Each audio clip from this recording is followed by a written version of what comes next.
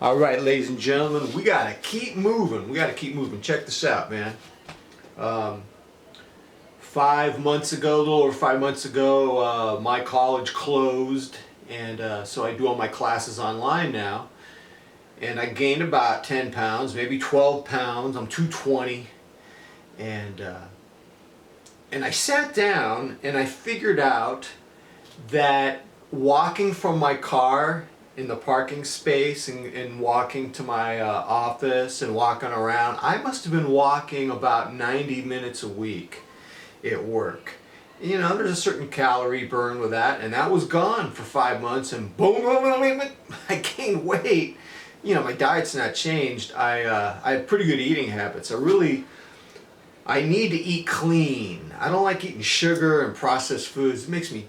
It's disgusting. You know, I know a lot of teachers, they're grading papers and they go, oh, they're eating Pop-Tarts and cookies and granola bars. And I'll be honest with you, that stuff, it makes me sick and depressed. It's not even an energy builder. I want to die when I eat that kind of food.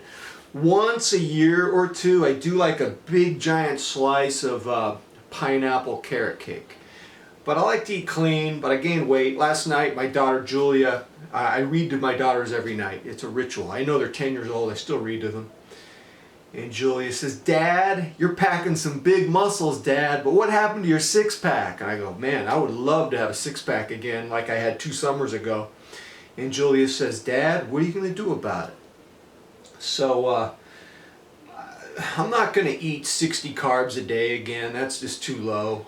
I'm going to keep, I eat about 180 carbs a day, but I just started adding a 5th kettlebell workout. So anyways, I thought I'd prep this discussion with that, but here's my question today. Why do you guys go on watch channels? I mean, I was asking myself that. Why do I do it? And I can't speak for you guys. I can speak for myself. Number one, I know I have watch addiction issues, so I really shouldn't be going on watch channels. But for me, I think it's a habit, and I think it's part of relaxation. And the irony is, it's supposed to be relaxing, but too often I'll see some watch that I don't need, and once the desire's implanted in me, the relaxation goes out the window, and then I get anxieties and stress.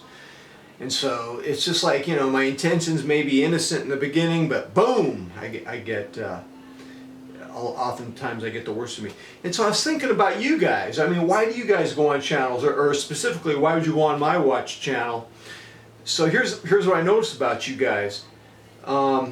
You guys are very informed about watches. You guys are just a treasure trove of information, and you know more about watches than I do. And so I'm pretty confident that you're not going to my channel for information. You guys know a lot. You guys know a lot about watches. I guess if you were looking for some information on the newest watches, I mean, you could go to the heavy hitters, Random Rob, Bruce Williams. They've got excellent content for watches. They got, you know, boom, boom, boom. They keep churning out new videos with the latest and the greatest, so they do a good job of that. So I'm pretty sure you're not going to my channel for information. That wouldn't be it. The other thing I noticed about you guys, you have very strong opinions, very strong tastes.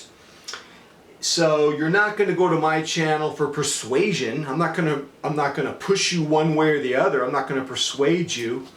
One thing I've noticed about watch dudes, watch people, is that you're very set in your watch opinions, and sometimes it can get intense. Sometimes we can become watch absolutists, a topic that I talked about. The other thing I know about you guys is a lot of you guys like me have watch addiction. So I don't think you're going to my channel for temptation, for eye candy temptation. I sure would hope not. So I was just trying to think of reasons why you go on my channel, especially you watch people. And I was thinking it's probably more commiseration. And by that I mean, I think deep down, even though we enjoy the watch hobby, I think there's a part of us that sees the watch hobby as a disease. And, you know, it is a disease. The worst my watch disease ever was, I'm trying to give a date to it. It might have been 7 years ago, something like that. It was like 5 to 8 years ago. I was at my sister-in-law's house in Los Alamitos. It was a big family function. There could have been 80 people there, maybe 100 people there. And I had a notebook with me like this, you know, which I bring with me. And I wasn't even socializing with anyone. I was sitting in a corner with my notebook, and I was anxiously and miserably writing watch notes on how I could get my collection smaller, and how, you know, what I would sell and what I would do. And I was miserable, man, and I wouldn't wish that on my kids. I don't want my children to be obsessed with any material thing to that degree that they go to an event and they isolate themselves in a corner, you know, and they're trying to figure things out. So I think that's a disease, and I think we want to share notes. I think we want to share our battle scars with other watch obsessives. We're kind of like we're in the trenches together, and so I think there's a commiseration level on that point. For all I know, this is terrible. I mean, there could be a voyeuristic car crash element. You know, so-and-so going to have a watch car crash. Can I tell you guys something? Johnny Casual left the watch community for a lot of reasons, but I remember he told me something.